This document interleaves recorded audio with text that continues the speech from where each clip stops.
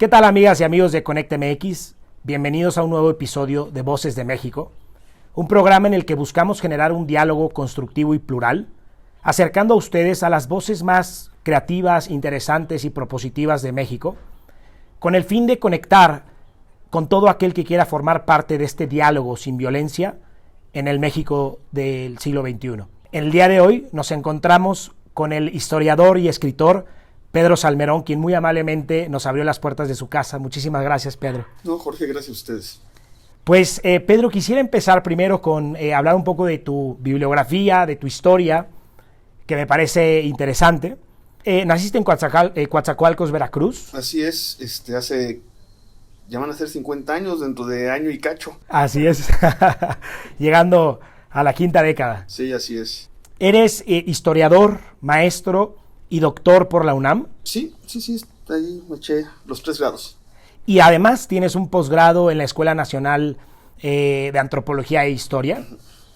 Has trabajado en la Facultad de Filosofía y Letras de la UNAM. No te eches el currículum entero, déjalo así, ya. Soy historiador y escribo libros y ya. Sí, como profesional es lo que hago. Así es, bueno, has dado clases en muchísimas escuelas, en el ITAM, en la UNAM, etcétera, con varias obras publicadas. Juárez, La Rebelión Interminable, La Cabeza de Villa, Los Carrancistas, 1915, México en Guerra, y una trilogía de breve historia de la Revolución de México, breve historia del zapatismo y del villismo. Así es. Así que primero quisiera preguntarte, ¿cuáles fueron los motivos y qué te inspiró para convertirte en un historiador especializado en las revoluciones mexicanas? Mira, creo que lo explico, el lugar donde mejor donde lo explico es en la introducción del libro con el que yo cierro mis 3 libros académicos sobre la Revolución Mexicana. Bueno, académicos, pero también de difusión, y se han leído mucho, ¿no? Que son La División del Norte, que fue mi tesis doctoral, luego Los Carrancistas, y lo cerré con 1915, México en Guerra. Sí. En la introducción de ese tercer libro, cuento por qué me interesé particularmente por la revolución, por las revoluciones, y particularmente por la revolución, y particularmente por el villismo. Tiene que ver un poco con pues, mi historia de izquierda. Mi madre militaba en el Partido Mexicano de los Trabajadores, que encabezaban Eberto Castillo y Demetrio Vallejo, y que es un partido de izquierda nacionalista no marxista, así se definía ese partido, y que tenía engarzaba mucho con la historia, con el nacionalismo histórico mexicano. Y entonces tú ibas a casa de los compañeros y todos tenían fotos de Villa, de Zapata, de Lázaro Cárdenas, de Benito Juárez, pero también no solo los compañeros. Cuando por el trabajo de mi mamá la acompañaba a ver ejidatarios, los ejidatarios tenían esto en el Bajío, tenían pues retratos de Zapata y de Cárdenas. A mí nadie me cuenteó que la gente, que los campesinos, que los ejidatarios, que los obreros de México tenían a esos personajes como sus personajes. Claro. O sea, no los inventó la academia, no los inventó, como alguna vez me dijo una académica de derecha, cuyo nombre no voy a decir, que alguna vez me dijo, es que Lázaro Cárdenas es un mito que inventaron académicos como Adolfo Gili y Arnaldo Córdoba. Arnaldo Córdoba, se lo conté y dijo, qué pendeja es esta, y aquí viene el nombre que dije que no iba a mencionarlo. No, me consta que no inventaron los académicos. Es como tú vas a cualquier cantina de este país y está Pancho Villa, ¿no? Claro. ¿Sí? Aunque no sepas exactamente por qué, sí sabes por qué. Entonces, estaba este ambiente del nacionalismo y de la revolución, pero también, por razones personales, yo... no que fuera un niño aislado, porque jugábamos en la calle. Yo me crié en Celaya, Guanajuato, y en el último barrio de la ciudad, a una cuadra ya empezaban los campos de alfalfa. Entonces la mitad de mis compañeros de la escuela eran hijos ejidatarios y la otra mitad eran del barrio, y nos pasamos el día en la calle. Pero los ratos que yo no me pasaba en la calle, los pasaba leyendo novelas de aventuras. ¿Sí? Y de pronto encuentro que estos personajes tienen novelas de aventuras verídicas, como diría Luis González y González. Entonces van combinando este gusto mío por las aventuras con esta historia, esta tradición histórica de esa izquierda nacionalista. y pues me pongo a leer sobre ellos. Y entre más leía, más me gustaba, y desde el principio creo que lo que más me gustaba era la Reforma y la Revolución. Pero ocurre, ¿por qué este tema en particular? Pues porque me crié en Celaya y me gustaba todo esto, y me gustaba hacer guerra, y también me gustaba caminar y andar en bici. Y como caminantes, caminábamos la sierra de Santa Rosa, caminábamos por el cerro del Culiacán, bajábamos al lago, entonces sabíamos usar brújula y mapas topográficos. Y entonces de pronto empiezo yo a decir, ¿cómo habrá sido la batalla de Celaya? Que no nos gustaba porque era donde empezaban a perder los buenos, ¿no? Y entonces viviendo ahí, busco los mapas, los veo, saco los mapas topográficos, saco la brújula, saco las reglas, averiguo cómo funciona un cañón de 75 de los... Para empezar a imaginarte cómo lo hicieron, ¿sí? ¿No? Lo empiezo a leer y digo, no, güey, no, así no fue. No, así, es que así no fue porque no tiene lógica, así no pudo ser. De ninguna manera pudo haber sido así. Y esa idea que se me ocurrió de esta parte, ya te he hablado de los 14, 15 años, pues 25 años después, documentadamente demostré que en efecto, que esa intuición mía de 14, 15 años, recorriendo en bici los lugares por donde fue la batalla, ¿sí? Y no, así no fue. Y una vez que llegó a esa idea de, si la batalla no fue así como nos la cuentan todos los historiadores, ¿qué tantas otras, no? Seguramente la guerra tampoco fue así. Claro. Y eso fue el detonante de mi interrogación, que lleva a los dos libros que son centrales, ¿no? La División del Norte y 1915, México en guerra. En medio tuve que meter los carrancistas porque nadie nos había contado nunca cómo funcionaba, de dónde venía el ejército de Venustiano Carranza. Claro. Entonces no podía yo explicar la segunda parte del libro si no explicaba antes quiénes eran los carrancistas. Eso es un poco. Probablemente financiado por el Kaiser alemán en su momento. No, a ver, el Kaiser, cada marco tenía que gastarlo en ese momento en la guerra de materiales, sí, más costosa del mundo. La Primera Guerra Mundial, en términos de recursos, es más cara que la Segunda, ¿sí? Entonces no, ni el Kaiser, o sea, en ese momento no había cómo. Como muestra don Friedrich Katz, una de las, llamémosle, casualidades, fortunas de la Revolución Mexicana, es que las grandes potencias estaban tan ocupadas despedazándose entre sí que nos dejaron, que no podían intervenir en serio en México, sí, y que incluso los Estados Unidos, al principio de la Primera Guerra, sabía que si intervenía en México, se amarraba las manos para intervenir en donde se estaba dirimiendo el dominio del mundo.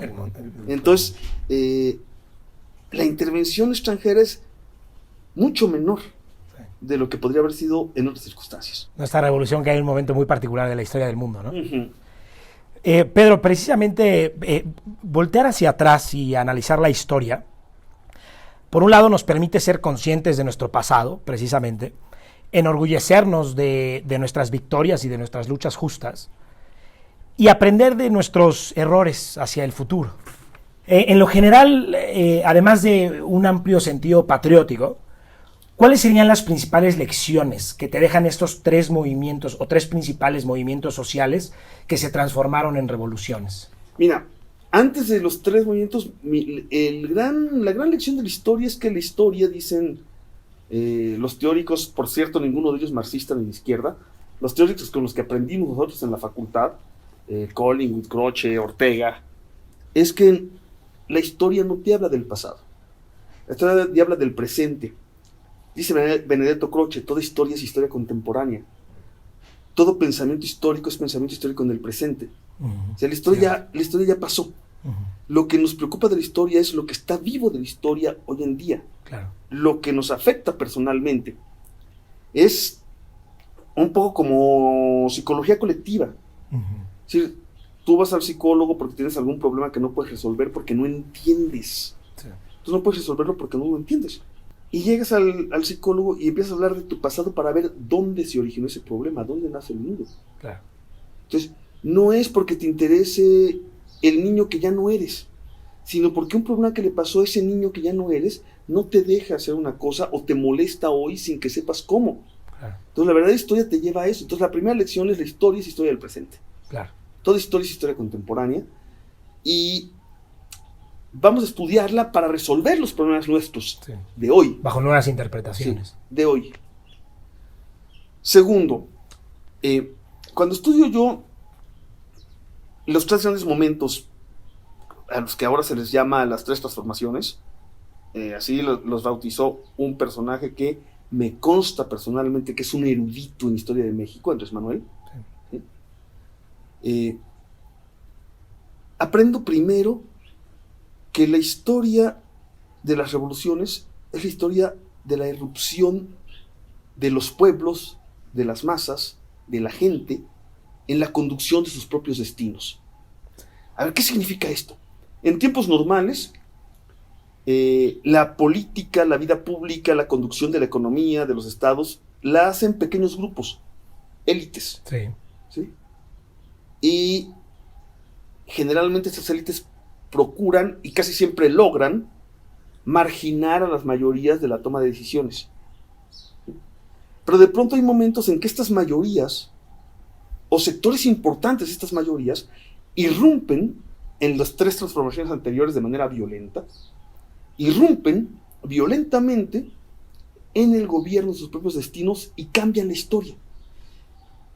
Y una cosa que también aprendí es que, en contra de lo que nos dice la historia de la derecha, que habla solo de los caudillos y ve a estas mayorías como borregos que siguen a caudillos, lo que encuentro es que esto, y lo encuentro por lo que ellos dicen, por lo que ellos escriben, por los testimonios a los que yo accedo, Claro. ¿sí?, que saben perfectamente no tanto qué es lo que quieren, porque el futuro es utópico, está un poco, quién sabe qué vamos a construir a fin de cuentas, Pero saben qué es lo que no pero quieren. saben perfectamente, con absoluta perfección, qué es lo que no quieren. Claro. Y a veces eso que no quieren, generalmente, se limita o se puede resumir en 2 o 3 palabras. ¿Sí? Entonces, por ejemplo, el libro más interesante sobre la Guerra de Independencia de Luis Fernando Granados muestra cómo había un país que estaba basado en la esclavitud y en el tributo, y que cuando el cura Hidalgo empieza a hablar de esclavitud y tributo, la gente lo empieza a seguir de manera masiva, porque dice, este pinche cura sí sabe de qué está hablando, sí, sabe por dónde están las cosas. Y todo lo que ocurre tiene que ver con estas 2 cosas, esclavitud, tributos, y le podemos añadir una cosa más cercana a las clases medias de aquel tiempo, que es independencia política. Absolutamente novedoso y revolucionario, que es igualdad, y que vincula al cura Hidalgo con su vieja formación católica, que es todos somos iguales a los ojos de Dios, ¿sí?, con su nueva formación de la Ilustración. Somos libres e iguales por naturaleza. Totalmente innovador en América. ¿Sí?, que es profundamente revolucionario. Y entonces se eliminan las castas, se eliminan los privilegios, se eliminan los tributos, se elimina la esclavitud, y no como luego se haría en otros países, no, es que el esclavo es una propiedad, entonces hay que resarcir al dueño de esclavo, hay que darle una indemnización porque le estamos quitando su propiedad. No, ni madres, nunca fue propiedad, y eso fue contra natura y contra derecho. El dueño de esclavos que siga teniéndolos dentro de 10 días, lo vamos a fusilar. Sí. Punto. Así de radical y revolucionario. Y transformó el país, porque por muchos problemas que tuviera el país después, ya nunca hubo esclavitud. Claro. Y se abolieron los tributos y las castas. ¿Sí? Sí. Y así podríamos hablar. Entonces, el pueblo, entonces, primera lección, las revoluciones son la irrupción de las masas en su propio destino. Segunda lección, el pueblo no es borrego, es actor consciente, y las gentes, cada individuo, cada mulata, cada esclavo de la mina, cada indio mediero, cada indio laborío del Bajío, tomó personalmente la decisión de sumarse a una revolución, dejando todo lo que tenía para cambiar las cosas. Es una decisión consciente y voluntaria. Y además ellos empujan el proyecto revolucionario de Hidalgo. A Hidalgo, si tú ves las tertulias anteriores, no se les había ocurrido la esclavitud ni los tributos. Se les ocurre cuando las masas se los imponen como proyecto. Un movimiento de ese tipo, ¿sí?, sin pueblo no es así revolución. Y así te lo podría contar, pero de las otras 2, pero quería ponerte nada más este ejemplo, ¿no? Así es. Claro. ¿Sí? Precisamente o paradójicamente, Pedro, a estas tres transformaciones fueron precedidas por algún tipo de sistema autoritario o poco democrático o de plano dictatorial, oligárquico. La independencia que culmina con Iturbide y posteriormente Santana, la reforma que nos lleva después a la dictadura de Porfirio Díaz y la revolución que culmina con el maximato y el PRI de la nueva de la dictadura perfecta, ¿no? ¿Por qué crees que esto fue así? Y por un lado, ¿qué reflexión, qué podemos aprender en el siglo XXI para evitarlo justamente ahora que... Uy, qué espantosa conclusión sacaste. Bien. El proyecto popular revolucionario democratizador, que además, por ejemplo, incluía regresar a las comunidades de sus tierras, que encabezan Hidalgo y Morelos, es destruido militarmente. Hablemos de Morelos, ¿no? Porque Hidalgo muere muy pronto, es muy pronto vencido, pero digamos desde la segunda mitad de 1813 y a lo largo de 1814, los realistas y su base de apoyo derrotan en una guerra social al ejército de Morelos. ¿Y quiénes encabezan? Prácticamente no hay españoles. Los que encabezan el ejército realista son español en un término jurídico. Los españoles nacidos en América, a veces se les llama criollos, pero es un término muy ambiguo el término criollo, que defendían los derechos y los intereses de los hacendados y de los mineros, y de los grandes comerciantes, sobre todo, que era en ese momento la élite económica. ¿Quiénes son estos personajes? El más duro, el que vence a Morelos en la batalla decisiva de Valladolid, donde ambos nacieron, por cierto, a 4 cuadras de distancia, ¿sí? Agustín de Iturbide. ¿Sí? Ambos, Agustín de Iturbide y José María Morelos, son vallisoletanos, es decir, nacidos en Valladolid, hoy Morelia, insisto, a 4 calles de distancia el uno del otro, Morelos un poco antes. Entonces, Agustín de Iturbide, vallisoletano. Carlos María de Bustamante, Antonio López de Santana, y prácticamente todos estos son los que derrotan en el campo de batalla y destruyen a los ejércitos de Morelos. Y la derrota de Morelos pasa también por la muerte de sus principales capitanes, ¿sí? Matamoros, Galeana, etc. Este proyecto es derrotado. Pero en el transcurso de esta derrota, lo que han hecho Hidalgo y Morelos ha destruido para siempre jamás el eje mina y hacienda en el que se basaba la anterior explotación, pero no solo lo destruyeron Hidalgo y Morelos, en realidad el predominio de la minería de plata estaba destruido desde antes por la revolución industrial. Desde 1804, la minería novohispana está en una crisis irremediable, sí.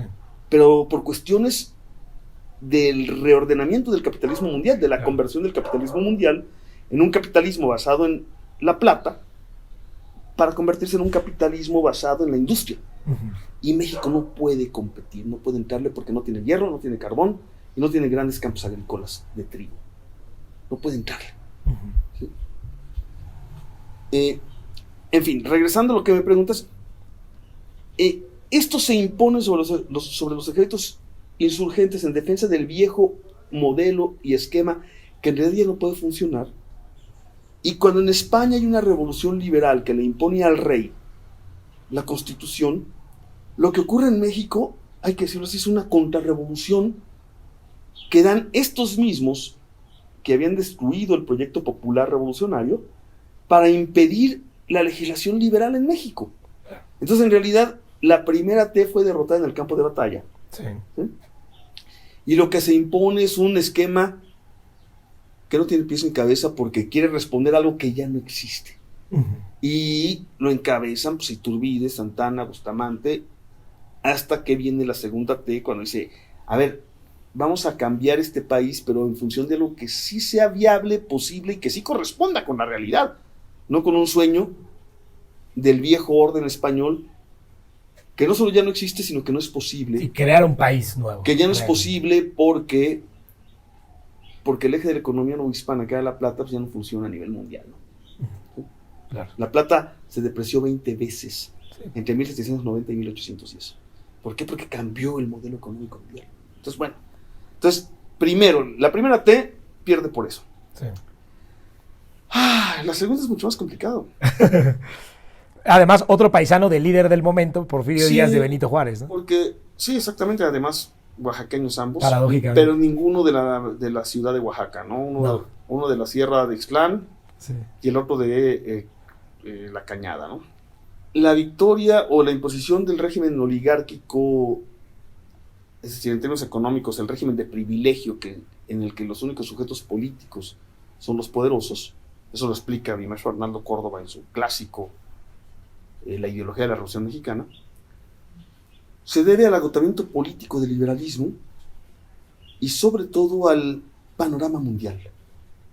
La época clásica del imperialismo, el imperialismo clásico que va, dice Eric Hobsbawm, para mí, quien tiene el mejor panorama de la historia mundial, bueno, por lo menos de Occidente, en el siglo XIX y XX, de 1875 a 1914, que coincide casi año por año con el porfiriato.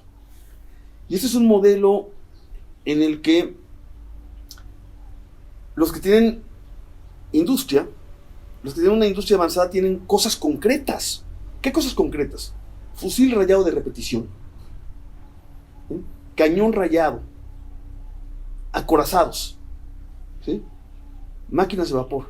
Pero, o sea, esas cosas concretas solo las pueden tener los 9 países que tienen industria avanzada. En México se empezaron a construir fusiles rayados en 1908. ¿Sí? En México el primer alto horno empieza a funcionar en 1900. Sí, 30 años tarde. No, 100 años tarde. 120 años tarde. Pero no había otra forma. Entonces, si tú no tienes fusiles rayados de repetición, no puedes competir contra quien tiene de manera industrial fusiles rayados de repetición. En este periodo se acabaron las naciones de guerreros. O sea, contra el fusil anterior, contra el mosquete, tú puedes competir con arco y flecha. ¿Sí? Contra el fusil rayado no hay forma. Se acaban los samuráis, se acaban los apaches, se acaban los zulús, se acaban los bereberes, o sea, y las grandes potencias imperialistas, los rusos acaban con los tártaros, los exterminan para imponer un modelo económico de extracción. Y en este mundo imperialista hay 3 tipos de territorios. Las metrópolis imperiales, que son estos 9 países altamente industrializados. Los países periféricos, que son los países formalmente independientes pero no industrializados, como México y como todos los de América Latina. Y las colonias de los países industrializados. ¿Sí? No hay más que esos 3 tipos de países. Si tú lees la historia de México, es comparable en ese sentido a la de Argentina, Brasil, Colombia, Perú, Turquía, Irán, China, ¿sí? A la de los países periféricos. Interesante. Y el problema es que cuando hacemos historia del porfiriato solemos abstraer la realidad y vemos que Porfirio Díaz y su régimen tenían mucho menos margen de maniobra del que podríamos pensar, de que muchas de las decisiones hubiera sido muy difícil que tomaran decisiones distintas. Claro. Y que si hubieran querido jugarle por otro lado, la presión militar externa hubiera estado al orden del día. Bajo la lección de la historia en sí no hay garantías, ¿no? De que no nos pueda llegar a pasar. No, ahora sí. Yo escribí un par de textos sobre por qué ya Estados Unidos no nos puede invadir. Eso ya no es viable. Claro. No es viable por múltiples razones. La primera es porque no les conviene. Claro. Sí. Y eso se fue marcando. Esta ya es la historia de la Revolución Mexicana. Así es. O sea, por ejemplo, cuando la revolución vino un poco para retomar el control económico que se había perdido, el control de los recursos que estaban en manos. En el porfiriato, todos los recursos de exportación que eran de una economía agrícola y extractiva estaban en manos de las grandes potencias imperiales. Sí. Todo nuestro enequén salía a través de la International Harvest. Todo nuestro caucho salía a través de la International Rubber Company. Todo nuestro petróleo salía a través de 5 compañías anglosajonas. el 80% de nuestra plata a través de la American Smelting and Refining Company, todo nuestro cobre a través de la Canadian Consolidated Copper. O sea, entonces, en buena parte de la Revolución Mexicana es para revertir ese proceso, y hay un par de momentos muy interesantes que muestran por qué no les conviene frente a un gobierno nacionalista. Cuando los yanquis ocupan el puerto de Veracruz en 1914, iban a ocupar Tampico, que es la llave de salida del petróleo mexicano, que en ese momento México es el segundo productor mundial de petróleo, porque no se habían descubierto los yacimientos, no se habían empezado a explotar los de Venezuela ni los de Medio Oriente, claro, de manera industrial. Entonces, y el petróleo en ese momento es decisivo en términos estratégicos, porque todas las flotas del mundo, las flotas de las potencias, se han transformado de motores de vapor a motores a diésel. Entonces dice, vienes por el petróleo, muy bien, en cuanto desembarque un marín en Tampico, yo incendio todos los pozos petroleros y hazle como quieras. ¿Qué hicieron? No desembarcaron. Y en 1926, cuando viene el conflicto por la ley del petróleo, la ley reglamentaria del artículo 27, hay amenaza de guerra, y entre otras medidas, el presidente de la República ordena, y ahí está la orden, al jefe militar de la Huasteca, donde estaba en ese momento el 90% de la producción petrolera mexicana, donde le dice, en cuanto empiece el estado de guerra contra los Estados Unidos, usted destruye todas las instalaciones petroleras e incendia todos los pozos. El jefe militar de la Huasteca era el general de división Lázaro Cárdenas del Río. Entonces, y tampoco hay guerra, pues, o sea, si nos quieren hacer guerra por el petróleo, olvídense, no va a haber petróleo. Es una razón. Sí. Segundo, hacen cuentas de cuánto les costaría una guerra nada más para entrar de México, de Veracruz a la Ciudad de México, y se dan cuenta de que les sale más caro de cualquier cosa que podrían obtener. Claro. Y tercero, también se les escucha una guerra. ¿No quieres hacer una guerra? Imagínate ahorita, con 30 millones de mexicanos viviendo en tu territorio. Imposible. O sea, tú puedes, como en la Segunda Guerra Mundial, tú tienes 1 millón de alemanes y 400,000 japoneses en tu territorio, pues los metes en campos de concentración. Claro. ¿Pero qué haces con 30 millones de mexicanos? Y dicen que 40. ¿Sí? Entonces, no hay forma de que puedan hacer una guerra contra el país. Ya no es posible, eso ya no es viable. Claro. ¿Sí? Y eso lo ganó la Revolución Mexicana.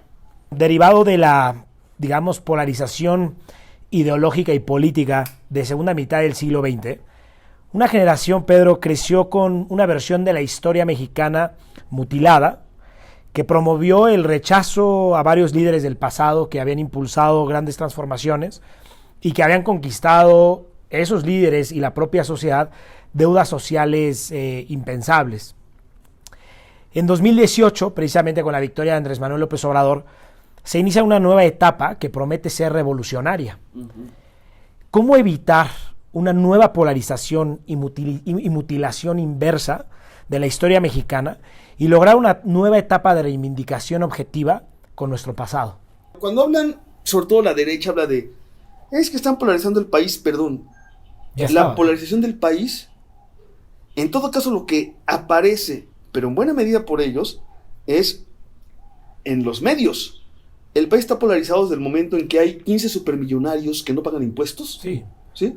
Y 60 millones de pobres. Sí, la polarización económica. Y como dicen estos de México, no. Todas las sociedades divididas en clases están divididas en clases. Es decir, polarizadas. Claro. Es la polarización de todos los países capitalistas del mundo, sobre todo de los...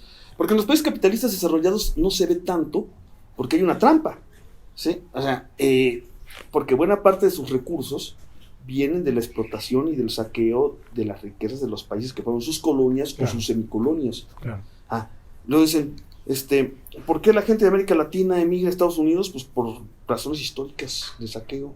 ¿Por qué la gente de África emigra a Europa? Por las mismas, ¿no? Claro. Entonces, todos los países capitalistas, sobre todo los que fueron periféricos o coloniales en la etapa del imperio, tienen estas y a veces peores contradicciones.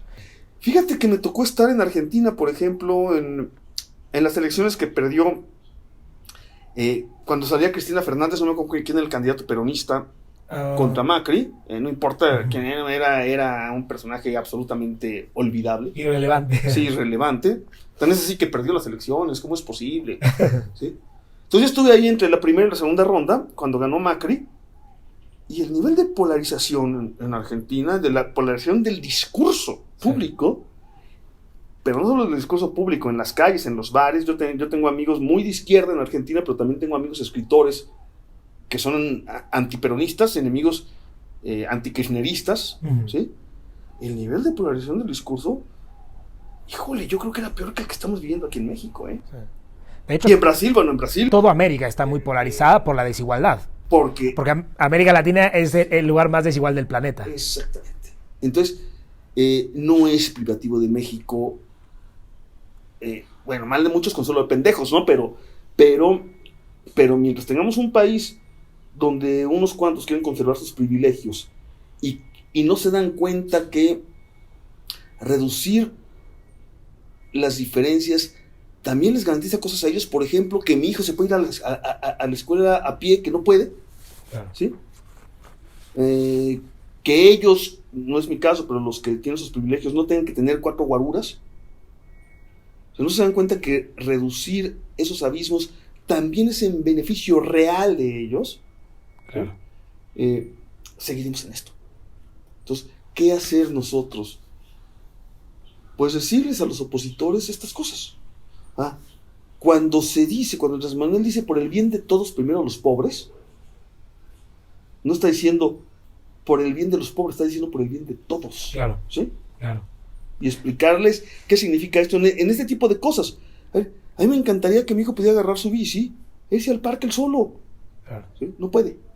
Como lo mencionabas al principio, Pedro, las revoluciones políticas generalmente son detonadas por revoluciones sociales. Es realmente la sociedad la que impulsa ese cambio que termina afectando a la política, ¿no?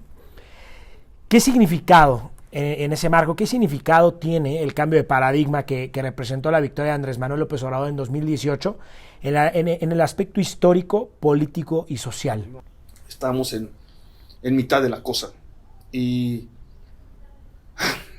también otro texto que escribí para ejemplificar eso, le puse Waterloo, que es la batalla en la que pierde finalmente Napoleón Bonaparte de manera definitiva.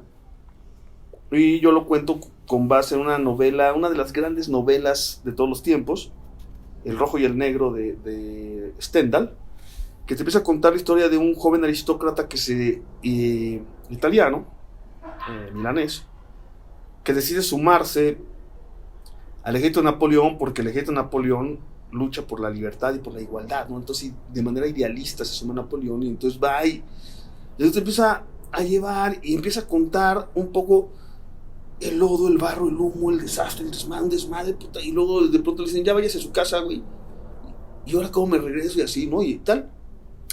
Ya llega y pasan los años y se pone a leer. Espérame, fue tal día, me mandaron a tal lado, vi esto. Güey, no mames, yo estuve en Waterloo. ¿Sí? Pero estás ahí en mitad del lodo, del humo, de la confusión, y con trabajos Napoleón Bonaparte y Wellington y sus estados mayores que están viendo el panorama general entienden medianamente qué es lo que está pasando. Y como dicen los grandes historiadores militares, como John Keegan, un historiador británico al que sigo mucho, porque es teórico más que historiador en el sentido de explicar las guerras y las batallas, dice: esta idea de que la batalla de Waterloo tuvo 5 fases, que es eso se inventó después historiográficamente, cuando analizas qué pasó y le tratas de dar orden narrativo, ¿no? Y tratas de explicarlo. Por ese momento, claro que nada, puta, ya acabó la primera fase, ahora vamos a hacer esto, ¿no? Está reaccionando. Sí.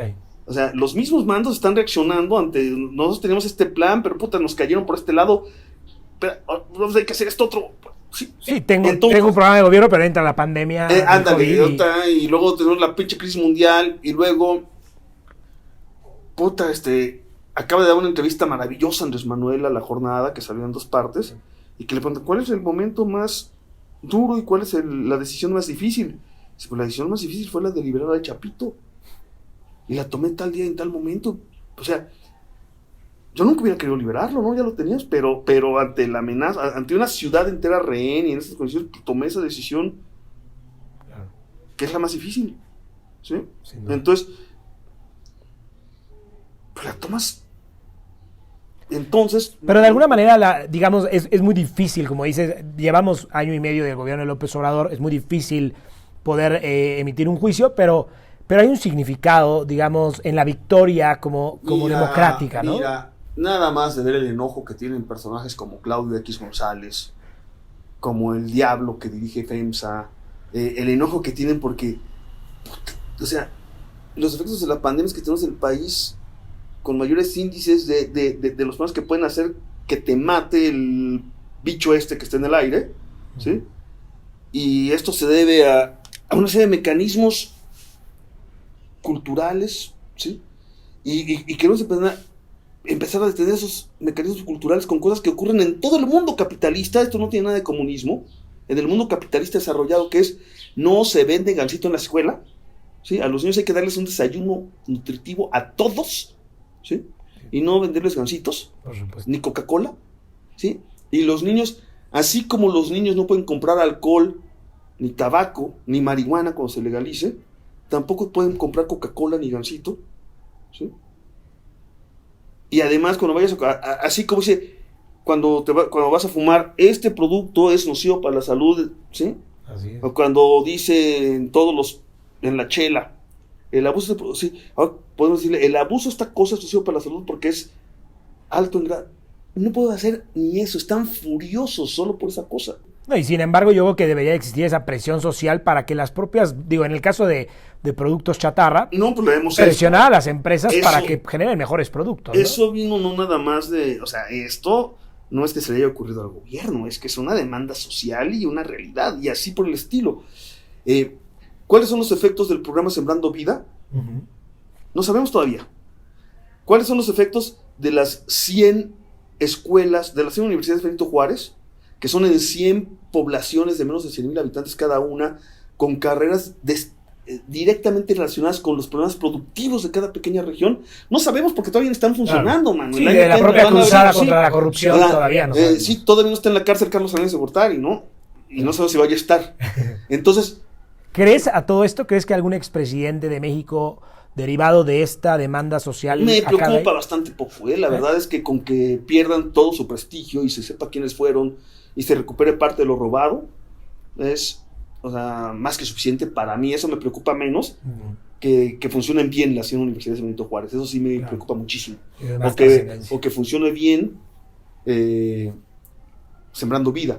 Claro. O que Jóvenes Construyendo el Futuro, que tenga un impacto a lo mejor. O que realmente, por ejemplo, una cosa que a mí me genera conflicto, porque no termino de entender, ni termino de estar de acuerdo, pero tampoco en desacuerdo, es que el Tren Maya sea realmente el detonante económico del sureste, y como detonante económico el ferrocarril transísmico sobre todo. Uh-huh.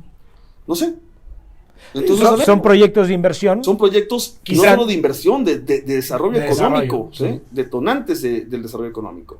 Lo cierto es que derivado del cambio de gobierno y derivado de la figura pública que es el presidente, derivado de la victoria tan contundente del 2018, lo que sí ha incrementado es una polarización, digamos, política en las familias mexicanas, olvidándonos de las élites, hablando acerca, digamos, de las familias de México que luchan todos los días por conseguir y por trascender y por mejorar sus condiciones de vida, al grado de que en algunos sectores de la sociedad mexicana la polarización dicta que hay quienes aman a López Obrador y aquellos que lo detestan.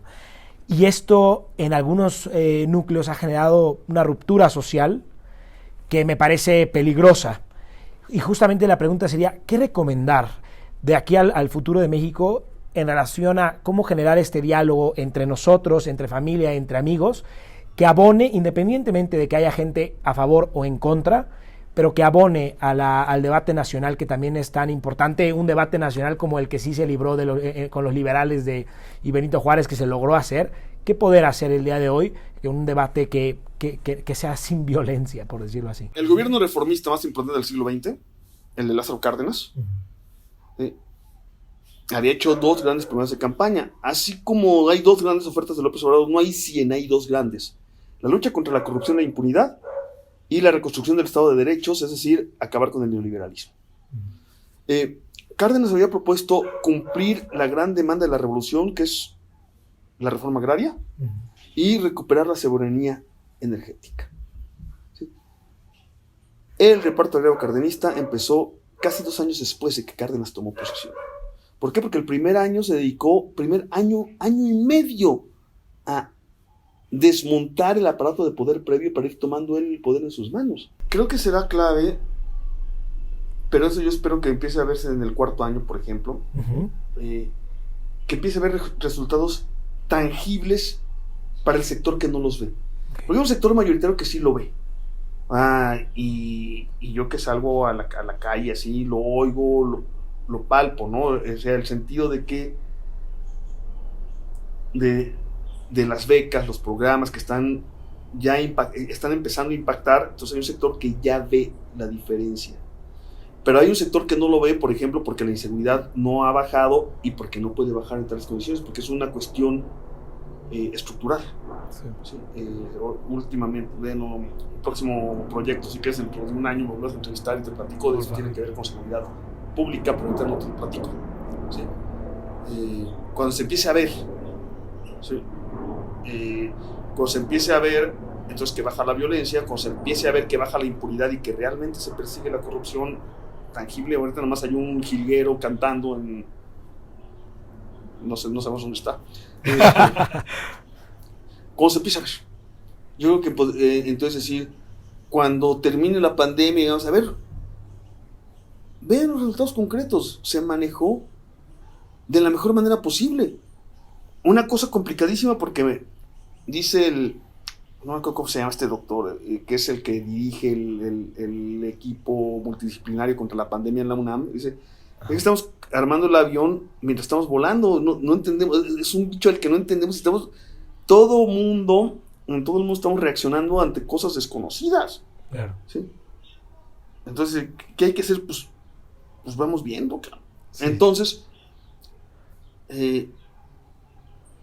cuando mostremos que se pudo capotear la depresión mundial, porque hay una depresión mundial del capitalismo que ya había empezado antes de la pandemia, pero que la pandemia agudizó. Sí. ¿Sí? Y mostrar, saber, cuando dices que la recesión se ve a López Obrador, es que permiten informarte de esto. Entonces, a lo mejor podemos empezar a dar datos reales, concretos, ¿no? Claro. Sí. Precisamente, bueno, hablando de un tema coyuntural, Pedro, tú has sido cercano, obviamente, a Morena desde su fundación. No soy cercano, soy parte de la fundación de Morena. Soy parte del partido. Así es. Y en próximos días se viene la designación de la renovación de la presidencia y la secretaría general del partido. ¿Cómo ves el proceso, el método y algunos de sus aspirantes? El proceso y el método son una mierda pinchada en un palo. Así de claro y así de directo. ¿Y por qué lo son? En parte por errores, nuestros, sin duda, ¿sí?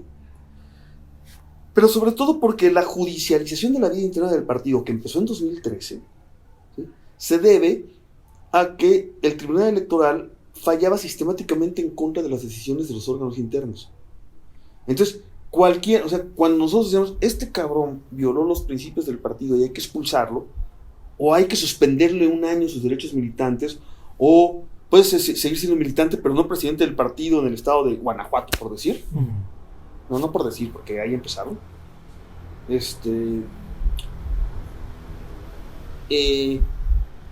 Nos quedamos sin dientes y entonces se judicializó todo y el tribunal fallaba de manera sistemática en contra de nosotros durante todo el sexenio de Peña.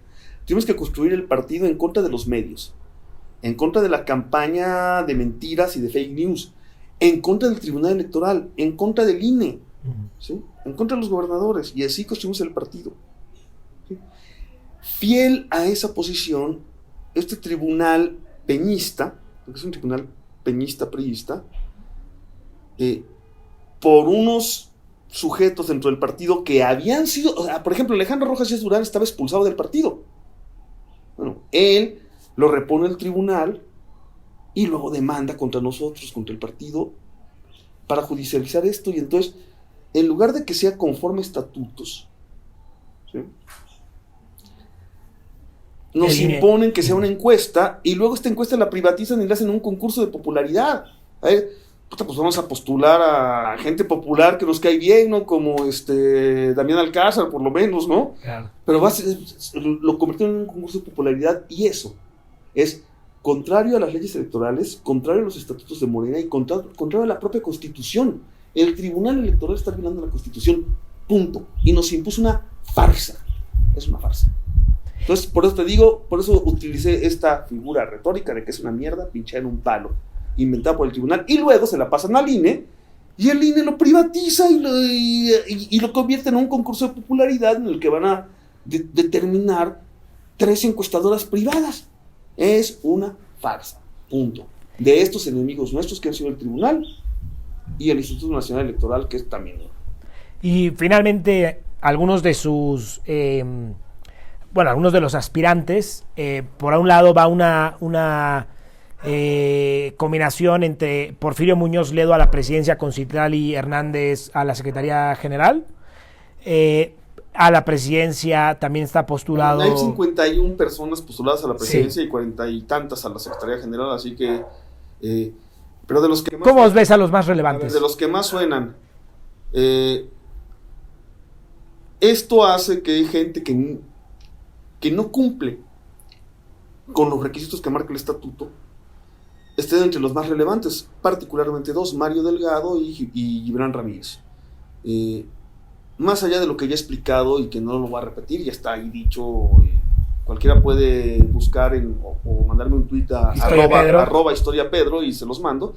Más allá de las razones particulares por las que creo que sería un craso error optar por cualquiera de ellos 2, de entrada no cumplen con los requisitos del estatuto.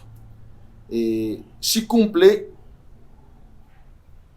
el otro que es pseudoaspirante, aunque sabemos que en realidad no juega, Alejandro Rojas Díaz Durán, pues de entrada es el que judicializó todo esto y tampoco cumple. Sí cumple con los requisitos del estatuto Jade Cole, pero en buena medida las decisiones de Jade Cole y el manejo de Jade Cole, pues, tenemos la crisis que tenemos, y su conducción del partido sobre todo a lo largo de 2019 y 2020 fue catastrófica. Entonces, si ya fue así catastrófica, pues no tenemos por qué repetir esa catástrofe, claro, ¿no? Y de los demás, pues hay que esperar a ver quién más, cómo van creciendo, ¿no? Yo me voy a esperar a ver cuántos o quiénes de los demás que sí cumplen. Por ejemplo, se apuntó Javier Hidalgo, que sí cumple con los requisitos, pero en un concurso de popularidad pues le veo muy pocas posibilidades, ¿no? Claro. ¿Por qué es eso? Entonces, no, me voy a esperar todavía a ver. A tomar tu propia decisión. Sí sé perfectamente quiénes, ¿no? Y son estos 4, ¿no? Ni Mario Delgado, ni Gibran Ramírez, ni Jacob Polemski, ni Alejandro Rojas Díaz Durán, por razones que he explicado con cuidado hasta en el periódico, ¿no? Claro. ¿Quién sí? Todavía no sé. ¿Quién no? Lo sé con absoluta claridad. Pero además, cuando me dicen, es que como decíamos casi al principio, así son las revoluciones. Así es. Empiezan cuando sabemos exactamente qué es lo que no queremos. Claro. Pedro, pues al final vamos a pasar a una serie de preguntas rápidas para que la gente pueda conocerte mejor. Muy fáciles. Pero quisiera preguntarte, ¿qué sigue para ti en los próximos años y en qué estás trabajando? Mira, acabo de terminar un libro sobre la conquista, que no le llamamos conquista, que incluso le vamos a quitar la palabra conquista, que me gustó cómo quedó. ¿Cuándo lo publicas? Sale en enero. Okay. Ya está entregado al editorial, la última versión, ya está. Para que los seguidores se va a titular La batalla por Tenochtitlan.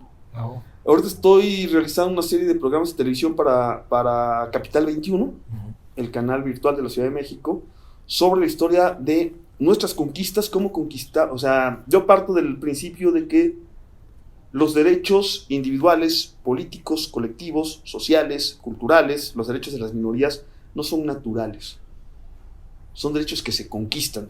Tú los construyes individual y colectivamente y los conquistas. Claro. ¿Sí? Por ejemplo, el derecho a la vida humana, a los romanos no les importaba, era perfectamente legal que un amo matara a su esclavo. ¿Sí? Sí. O que un amo utilizara sexualmente a sus esclavitos o esclavitas de 5 años. Era legal y normal. Pero de pronto nosotros empezamos a pensar, espérate, no es normal, güey, no es legal, no se puede. Y entonces luchamos para que deje de ser legal. Y entonces convertimos el derecho a que los niños no se utilizan. ¿Sí? Lo construimos y luego lo conquistamos. Entonces, la idea de esto es cómo a partir del 68 hemos construido y conquistado en esta ciudad los derechos que ahora tenemos, pero también los que nos faltan. Entonces van a ser 16 programas. Yo creo que salimos a principios de octubre al aire. Qué bien. Y después de eso, bueno, tengo este proyecto que ese sí no te lo quiero adelantar, ese sí dentro de un año lo platicamos si quieres, que tiene que ver con la seguridad pública y la seguridad nacional. Excelente. Pues que tiene que ver, van a decir, ¿tú qué tienes que ver en eso? Pues bueno, lo he estudiado porque he estudiado las revoluciones y la violencia en México y el descontrol territorial, y lo he estudiado durante 20 años, ¿no? Hacer un análisis. Entonces no voy a hacer pero no solo yo, es un proyecto colectivo, entonces ya creo que es lo que sigue, ¿no? Y pues ando con muchas ganas de reincorporarme a la universidad. Sí. Sí, ahí vamos viendo a ver qué sale, ¿no? Pues ahí estamos, ¿sí? Pues de nuestra parte, muchísima suerte y mucho éxito en los proyectos que vengan, Pedro. Y pues pasamos al final a las preguntas rápidas. La primera sería, ¿mejor y peor presidente en la historia de México? Quedamos en el siglo XX, yo digo, a veces por jugar, ¿no? El mejor estudió hasta cuarto de primaria, Lázaro Cárdenas. El peor era doctor por Harvard, Salinas de Gortari, ¿no? Que también es otro tipo de juego. Tacos favoritos. Todos los buenos. ¿Dónde? Los de barbacoa en Querétaro, los de asada en Hermosillo, los de Marlin en Mazatlán, los de cabeza y suadero aquí a la vuelta de mi casa, los de chile relleno en La Condesa, los de qué sé yo, todos. Se me hace que miremos a los que están al lado de tu casa. ¿Cómo definirías a México en 3 palabras? República popular. Te lo defino. Los 5 dogmas del liberalismo mexicano. República democrática, representativa, popular y federal. Y le añadiría un 6º, que es el que tenemos que conquistar ahora, pluricultural, plurinacional. Gusto culposo. Las baladas pop de los años 70, Camilo Sesto, José Luis Rodríguez, Puma, Yuri. ¿Libro que te hubiera gustado escribir? Los 3 mosqueteros.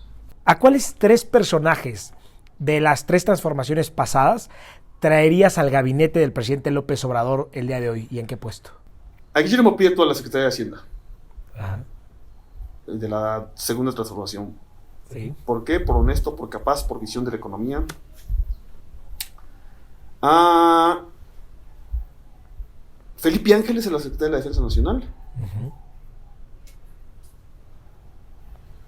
Y a José María Morelos, a la Secretaría de Agricultura. ¿Patria o muerte o tierra y libertad? Fíjate que después de estudiar tanto tiempo las guerras, creo que hay que encontrar la manera de hacerlas pacíficamente. Excelente. Así que patria o muerte, tierra y libertad son de generaciones anteriores. Y nuestra gran tarea es encontrar la manera de transformar con paz. Con paz. ¿A qué le tiene miedo Pedro Salmerón? Hay una respuesta fácil, que es la del abuelo de un amigo, a los pendejos. ¿Sí? ¿Por qué, abuelo? Porque son muchos. ¿Sí? No, en serio, es a la violencia, justo a la violencia, ¿no? Por eso, ¿sí? Porque la violencia y también las revoluciones sabes dónde empieza, pero nunca sabes dónde acaba. Pues Pedro, quisiera agradecerte muchísimo a título personal de todo el equipo de Conecte MX que nos haya recibido tan amablemente el día de hoy en tu casa para esta entrevista. No, gracias a ti. Pues amigos de Conecte MX, muchísimas gracias. El día de hoy nuestra voz de México fue Pedro Salmerón y nos vemos en la próxima. Hasta pronto.